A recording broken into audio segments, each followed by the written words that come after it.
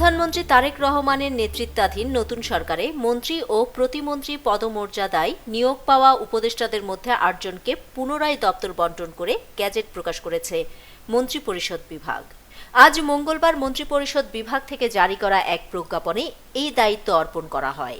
প্রজ্ঞাপন অনুযায়ী মন্ত্রী পদমর্যাদার উপদেষ্টাদের মধ্যে মির্জা আব্বাস উদ্দিন আহমেদ, নজরুল ইসলাম খান ও রুহুল কবির রিজভী আহমেদকে রাজনৈতিক উপদেষ্টা হিসেবে নিয়োগ দেওয়া হয়েছে।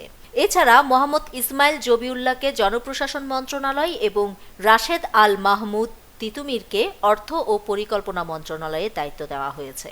অন্যদিকে প্রতিমন্ত্রী পদমর্যাদার উপদেষ্টাদের মধ্যে ব্রিগেডিয়ার জেনারেল অবসরপ্রাপ্ত শামসুল ইসলামকে প্রতিরক্ষা মন্ত্রণালয়ে দায়িত্ব দেওয়া হয়েছে।